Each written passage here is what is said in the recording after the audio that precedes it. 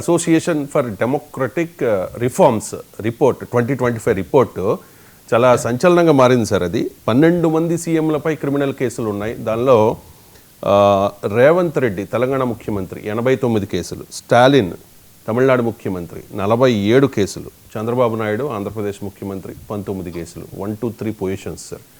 ADR report వచ్చింది. So Chandrababu నాయుడిని అంటే ఆయన థర్డ్ ప్లేస్లో ఉన్నారు కాబట్టి వైసీపీ వాళ్ళు దాన్ని అసరంగా చేసుకుని మాట్లాడుతున్న పరిస్థితి. గతంలో ఎప్పుడో జగన్మోహన్ రెడ్డికి ఏదో వచ్చిందని చెప్పి టీడీపీ వాళ్ళు దాన్ని రైజ్ చేసిన పరిస్థితి. సో ఈ ఏడీఆర్ రిపోర్ట్ మీద మీ కామెంట్స్ సార్.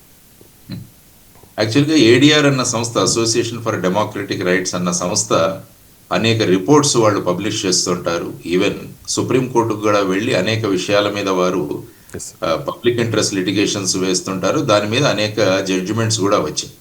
వాళ్ళు ముఖ్యంగా వాళ్ళ రిపోర్ట్లో చెప్పింది ఏంటంటే సుమారుగా 40% పైగా ముఖ్యమంత్రులు ఎవరైతే ఉన్నారో వారు నేరపూరితమైన కేసుల్లో వాళ్ళు ఎదుర్కొంటున్నారు అని వాళ్ళు చెప్పడం జరిగింది. అందులో 10 మంది అంటే 33% మంది మీద హత్యా ప్రయత్నం, అపహరణ, కరప్షను, బెదిరింపులు ఇలాంటి కేసులు కూడా వాళ్ళ మీద ఉన్నాయని చెప్పేసి ఏడీఆర్ చెప్పిన విషయం.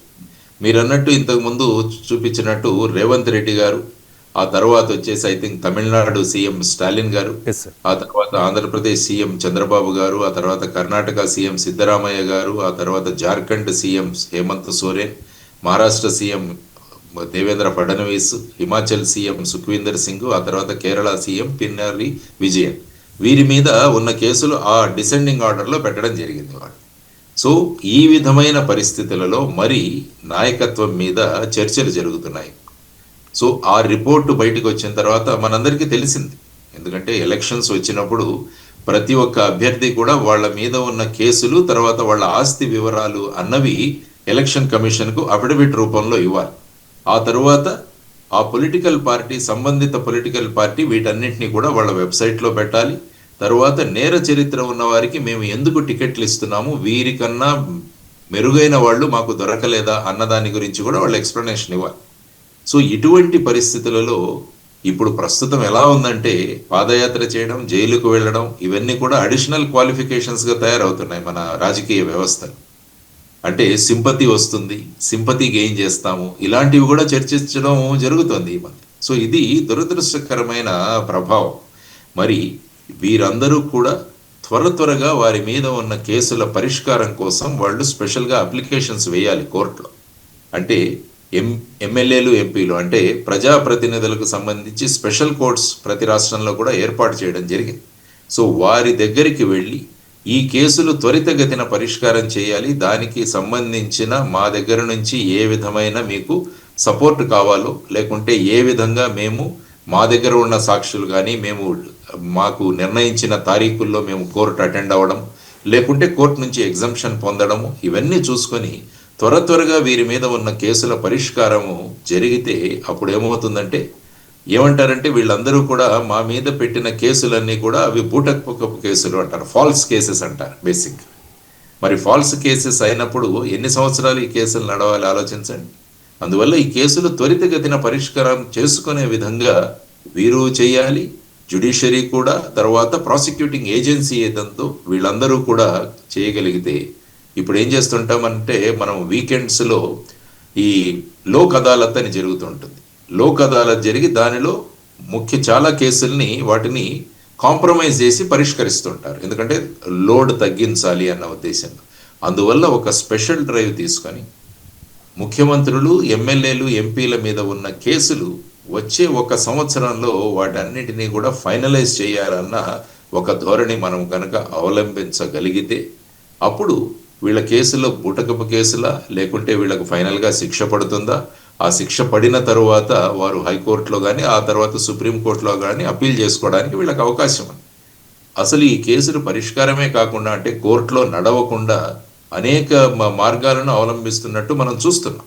వీరు టైంకు వెళ్ళకపోవడం, లేకుంటే కారణాలు చూపించి కోర్టుకు రాకపోవడం, అడ్జర్న్మెంట్లు కోరుకోవడం, ఇలా మనం రోజు కూడా చూస్తున్న అంశం. అందువల్ల ఈ విధంగా 40% మంది ముఖ్యమంత్రుల మీద ఈ విధమైన కేసులు ఎదుర్కొంటున్నారన్నది భారతదేశ ప్రజాస్వామ్యానికి ఒక పెద్ద హెచ్చరిక. సో న్యాయపరమైన సంస్కరణలు కూడా ఇందులో చేయాలి. దానివల్ల ఇప్పుడున్న విధానం ఏదైతే ఉందో, అంటే వారు శిక్ష పడితేనే వారు అనర్హులు అన్న విషయం ఏదైతే ఉందో, దానికి బదులుగా వాళ్ళ మీద ఛార్జెస్ ఫ్రేమ్ అయిన దగ్గర నుంచి వాళ్ళు అనర్హులు అని ఏదైతే లా కమిషన్ రికమెండ్ చేసిందో అటువంటి విధానాలను తీసుకువస్తే దీనికి ఎక్కడో ఒక చోట అడ్డుకట్టపడే అవకాశం ఉంటుంది. లేకుంటే ఈ విధానం ఇలాగనే కొనసాగుతూ ఉంటుంది. దీని గురించి ఆలోచించాలి మనం అందరం కూడా. Yes sir. సార్, అసెంబ్లీ అనేది ఒక పవిత్రమైన దేవాలయం. చట్టసభల్లో అడుగుపెట్టాలని చాలామంది తహతహలాడుతూ ఉంటారు. ప్రజాసేవ చేయొచ్చు, ఈ వ్యవస్థలో మార్పు తీసుకురావచ్చు అని చెప్పి మీరు కూడా ప్రయత్నం చేశారు. కానీ ఇప్పటి వరకు అయితే కుదరలేదు. భవిష్యత్తులో జరగాలని చాలామంది కోరుకుంటూ ఉన్నారు. ఇక పాయింట్కి వస్తే కొంతమంది ఎమ్మెల్యేలు అదుపు తప్పి బిహేవ్ చేస్తున్న పరిస్థితి. అంటే ఎమ్మెల్యే అయ్యే వరకు వాళ్ళు చాలా డౌన్ టు ఎర్త్ ఉంటారు, లేకపోతే ప్రజల్లో ఉంటారు. మీకు అన్నీ మేము చేస్తాము అని చెప్తారు, ప్రజల కోసం పాటుపడతామని చెప్తారు, టికెట్ ఇస్తే ఖచ్చితంగా పార్టీని నిలబెడతామని చెప్తారు. కానీ ఒక్కసారి ఎమ్మెల్యే అయిన తర్వాత మరి వాళ్ళకి ఏమవుతుందో ఏంటో సార్. ఎందుకంటే చంద్రబాబు నాయుడు గారు కూడా చాలా సీరియస్ అయ్యారు. ఇప్పుడు మనం స్క్రీన్ మీద చూపిస్తున్న చాలామంది ఎమ్మెల్యేలు, పేర్లు ప్రస్తావించను కానీ చాలామంది ఎమ్మెల్యేలు ఉన్నారు దానిలో. సో అంటే ఆ పార్టీ ఈ పార్టీ అని కాదు, 2019 నుంచి 24 మధ్య కాలంలో వైసీపీ అధికారంలో ఉంది కాబట్టి అప్పుడు ఆ పార్టీ ఎమ్మెల్యేలు మంత్రులు చేసిన దాష్టికాలను మనం చూసాం. ఇప్పుడు అధికార పార్టీ ఎమ్మెల్యేలు, అధికారం ఉంటుంది కాబట్టి అధికార పక్షానికి ఇది ఉంటుంది అధికార పార్టీ ఎమ్మెల్యేలకు. సో చాలామంది ఎమ్మెల్యేలు గాడి తప్పుతూ ఉన్నారు సార్. ముఖ్యమంత్రి చాలా సీరియస్ అవుతూ ఉన్నారు. సో ఈ తీరు ఏంటి సార్? ఎమ్మెల్యేల తీరు మీద మీ కామెంట్ ఏంటి? సీరియస్ అయి ఫలితం లేదు, ఒకరిద్దరిని తీసేయాలి, సస్పెండ్ చేయాలి, పార్టీ నుంచి ఎమ్మెల్యే పదవి నుంచి సస్పెండ్ చేసి కొత్త ఎన్నికలు పెట్టాలి. అప్పుడు మార్గంలోకి వస్తుంది. లేకుంటే సీరియస్ అవ్వడం, మళ్ళా వాళ్ళ చర్యలు అదే విధంగా కొనసాగడం అనేది చాలా దురదృష్టకరం. యాక్చువల్గా ఎమ్మెల్యే ఎంపీలు అంటే ఒక బాధ్యతాయుతమైన పొజిషన్. అది ఒక బాధ్యతతో ప్రజా సేవ చేయడానికి వస్తున్న ఒక ఇంపార్టెంట్ పోస్టులు అవి. ఆ ఎమ్మెల్యే కానీ ఎంపీలు కానీ ప్రజాప్రతినిధులు వీరు. కానీ ఇప్పుడు ఎన్నికల్లో కూడా మీరు చూస్తే మీరు ప్రజలకు ఏం చేస్తారు అనకుండా మీ దగ్గర ఎంత ఉంది అన్న ధోరణి మీద ఈ సీట్లు చాలా కేసుల్లో ఇవ్వడం జరుగుతుంది. మీరు ఇంత పెట్టుకోగలరా ఖర్చు అన్న బేసిస్ మీద ఎమ్మెల్యేలకు ఎంపీలకు టికెట్లు చాలా పార్టీలు చాలా మందికి ఇవ్వడం జరుగుతుందని సర్వసాధారణంగా మనం చర్చ జరుపుతూ ఉంటాం. ఎందుకంటే అదే మీరు ఇంతకుముందు ప్రస్తావించిన ఏడీఆర్ సంస్థ ఏదైతే ఉందో వారు కూడా ఒక రిపోర్ట్ రిలీజ్ చేశారు. భారతదేశంలో ఎన్నికల్లో సుమారుగా 65,000 కోట్ల రూపాయలు ఖర్చు అవుతుందని. అంటే ఈ విధంగా, అంటే లీగల్గా చేసే ఖర్చు కాదు, ఈ విధంగా ఇల్లీగల్గా చేసే ఖర్చు, పంచడాలు ఇవన్నీ కలుపుకుంటే సుమారుగా 65,000 కోట్ల దాకా ఖర్చు అవుతుందని చెప్పారు. మరి ఇప్పుడు ఈ విధంగా పెట్టుబడి పట్టు వచ్చిన ఎమ్మెల్యేలు ఎవరైతే ఉన్నారో, ఎంపీలు ఎవరైతే ఉన్నారో వారు ఖచ్చితంగా దీన్ని వసూలు చేసుకోవడానికి ప్రయత్నం చేస్తుంటారు. దానికోసం అనేక ఇల్లీగల్ యాక్టివిటీస్, అంటే బెల్ట్ షాపులు తెరవడం, లేకుంటే పేకాట క్లబ్బులు తెరవడం, ఆ తర్వాత ఇసుక దోపిడీ, మట్టి దోపిడీ, తర్వాత ప్రభుత్వ ఉద్యోగులు ఎవరైతే ఉన్నారో వాళ్లకు పోస్టింగ్లు ఇప్పిస్తామని వాళ్ళ దగ్గర నుంచి డబ్బులు తీసుకోవడం, ఇవన్నీ కూడా సర్వసాధారణంగా మనం చూస్తున్న అంశం. సో ఇటువంటి చర్యలకు పాల్పడుతున్న ఎమ్మెల్యేల మీద పార్టీ అధినేతలు ఎవరైతే ఉన్నారో వారు స్పష్టంగా చర్యలు తీసుకోవాలి. కానీ ఆ చర్యలు తీసుకోవడానికి అంత ధైర్యం పార్టీ అధ్యక్షులకు ఉందా అన్నది కూడా ఒక ప్రశ్నార్థకం మనం చూస్తే. ఆ విధంగా చేస్తున్న వాళ్ళని వార్నింగ్లు ఇస్తున్నారు, కానీ ఖచ్చితంగా ఒక యాక్షన్ జరిగితే తప్ప వీళ్ళలో మార్పు రాదు అన్నది కూడా వారు గమనించాలి. ఎందుకంటే ఆ విధంగా వాళ్ళను శాసించే కాన్ఫిడెన్స్ కూడా ఈ పార్టీ అధ్యక్షులకు ఉందా లేదా అన్నది కూడా మనం ఆలోచించాల్సిన అంశం.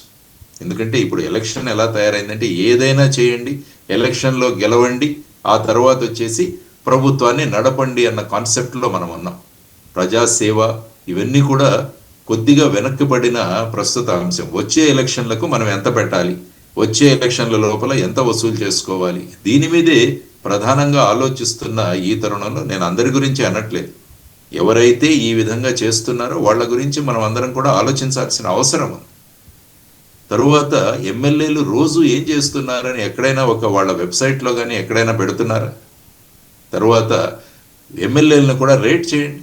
మీ దగ్గర ఉన్న ఎమ్మెల్యేలు వాళ్ళు ప్రజాసేవలో వాళ్ళకి ర్యాంకింగ్లు ఇవ్వాలి. ఇప్పుడు ముఖ్యమంత్రి గారు చంద్రబాబు నాయుడు గారు ఏ విధంగా మినిస్టర్లకు ఏ విధంగా కొన్ని రోజుల ముందు ర్యాంకింగ్లు ఇచ్చారు, అదే పద్ధతిలో వారి పార్టీ యొక్క ఎమ్మెల్యేలకు వారు కూడా ర్యాంకింగ్లు ఇవ్వడం మొదలు పెట్టండి. ప్రజల దగ్గర నుంచి ఎన్ని కంప్లైంట్లు వచ్చాయి వాళ్ళ మీద ఇది కూడా ప్రకటించండి. సో ఈ విధంగా ప్రవర్తన మారని వాళ్ళ మీద మీరు చర్యలు తీసుకోండి. వీలైతే ఒకరిద్దరిని మీరు పార్టీ నుంచి సస్పెండ్ చేయడమో లేకుంటే ఎమ్మెల్యేషిప్ నుంచి రాజీనామా చేయించడమో చేసి కొత్త ఎలక్షన్లు పెట్టండి. అప్పుడు ఏమవుతుందంటే వీరు ఎవరైతే ఈ విధంగా అధికార దుర్వినియోగానికి పాల్పడుతున్నారో వారి మీద ఒక కంట్రోల్ కానీ చెక్ కానీ ఉంటుంది. కానీ మీటింగులు ఆయన తీసుకుంటున్నారు, వాళ్ళకు వార్నింగ్లు ఇస్తున్నారు, తర్వాత ఈ విధంగా మీరు చేయడం వల్ల పార్టీ ప్రతిష్ట దెబ్బతింటోంది అని చెప్పినా కూడా చాలా మందిలో పెద్ద మార్పు లేదు అంటున్నట్టుగా చాలా పేపర్లు రాస్తున్నాయి. మీరు కూడా ఇందాక ప్రస్తావించారు. సో దీని గురించి మనం చేయాల్సింది అందరూ కూడా ఎమ్మెల్యేలు ఎంపీలు ఇదేదో అధికారం చలాయించడానికి వచ్చిన పదవులు కావు ఇవి ప్రజాసేవ కోసం ప్రజలు మీకు ఇచ్చిన అవకాశం. ఆ అవకాశాన్ని సక్రమంగా వినియోగించుకొని ప్రజాసేవలో గనక ముందుకు వెళితే మంచి ప్రజాస్వామ్యం ఏర్పడుతుంది. మంచి ప్రజలలో ఒక అభిప్రాయం, రాజకీయాల పట్ల ఒక సదభిప్రాయం కూడా మనం మన ఇంటిలో ఉన్నప్పుడు మన ఇల్లు బాగుండాలని కోరుకుంటున్నాం. మీరందరూ కూడా ప్రజాస్వామ్య వ్యవస్థలో బాధ్యతాయుతమైన పోస్టుల్లో ఉన్నారు. మీరు ఎమ్మెల్యేలని, ఎంపీలని, మినిస్టర్లని, ముఖ్యమంత్రులని, ప్రధానమంత్రిని ఇవి ఉన్నాయి. అందువల్ల మన ఇల్లు అంటే మన ప్రజాస్వామ్యం అనే ఒక దేవాలయాన్ని మనం బలోపేతం చేయడానికి మన ప్రవర్తన అన్నది చాలా ముఖ్యం. అందువల్ల మన ప్రవర్తన సరిగా లేకుంటే ఈ ప్రజాస్వామ్యాన్ని పక్కదారి పట్టిస్తున్నారు అన్నది, తర్వాత ప్రజాస్వామ్యం పట్ల విశ్వాసం కూడా కోల్పోయే విధంగా ఒక ప్రజా వ్యవస్థ ఏర్పడే అవకాశం ఉంటుంది. వీటన్నిటికీ తావు ఇవ్వకుండా క్రమశిక్షణ కమిటీలు ఏవైతే ఉన్నాయో వాటి ద్వారా చర్యలు తీసుకొని ఆ విధమైన, ఎందుకంటే ఇది చాలా డిసిప్లిన్ ఉన్న పార్టీ, క్రమశిక్షణ ఉన్న పార్టీ అని చెబుతూ ఉంటారు. కాబట్టి ఆ క్రమశిక్షణ సంఘం ఏదైతే ఉందో, కమిటీ ఏదైతే ఉందో వారికి గనక వీరి మీద ఎంక్వైరీలు వేయించి అప్పుడు గనక చర్యలు తీసుకోగలిగితే అప్పుడే మార్పులు వస్తాయి. లేకుంటే ఈ విధమైన ప్రవర్తన మనం చూస్తూనే ఉన్నాం. ఈ పార్టీ ఆ పార్టీ అని కాదు, ఏ పార్టీ అధికారంలోకి వచ్చినా కూడా అందులో ఉన్న వాళ్ళు ఈ విధమైన ప్రవర్తనలు గత ప్రభుత్వం చూసాం, ఇప్పుడు కూడా చూస్తున్నాం. మీరు అన్న విధంగా దీనికి ఎక్కడో ఒక చోట సమాప్తి అన్నది ఆ పార్టీ అధ్యక్షులు తరువాత తీసుకోవాల్సిన అవసరం. ఈవెన్ ప్రతిపక్షంలో ఉన్న వాళ్ళు కూడా వాళ్ళ పదజాలం కానీ వారు మాట్లాడే భాష కానీ వీటన్నిటికీ కూడా పార్టీ అధ్యక్షులు అయిన వాళ్లే ఎంకరేజ్మెంట్ లాగా చేస్తుంటే ఎక్కడ వాళ్ళని నివారించకుంటే మా అధ్యక్షుడికి ఇది నచ్చుతోందని దాన్ని ఇంకా కూడా గతి తప్పి అనేక మాటలు మాట్లాడే సందర్భాలు మనం చూస్తున్నాం. సో ఇదంతా కూడా ప్రజాస్వామ్యానికి ప్రమాదకరం. అందువల్ల పార్టీ అధ్యక్షులు వీటి మీద సీరియస్ గా యాక్షన్ తీసుకోవాలని ప్రజలందరూ కూడా కోరుకుంటున్నారు. సీరియస్ అయి ప్రయోజనం లేదు, సస్పెండ్ చేయమంటూ ఉన్నారు మీరు. వాస్తవంగా 135 మంది ఎమ్మెల్యేలు తెలుగుదేశం పార్టీకి మిత్రపక్షాల సపోర్ట్ కూడా లేకుండా అధికారంలోకి వచ్చే అవకాశం కూడా ఉంది. 88 మ్యాజిక్ ఫిగర్ కాబట్టి ఒకరినో ఇద్దరినో ఇలా సీరియస్గా తప్పులు చేసిన వాళ్ళని, తరచూ తప్పులు చేస్తూ ఉన్న వాళ్ళని సస్పెండ్ చేస్తే పార్టీ నుంచి లైన్లోకి వస్తారు వాళ్ళు, మిగిలిన వాళ్ళు జాగ్రత్త పడతారు అనేది మీరు ఇచ్చే సూచన. రైట్? డెఫినెట్. రైట్ అండి.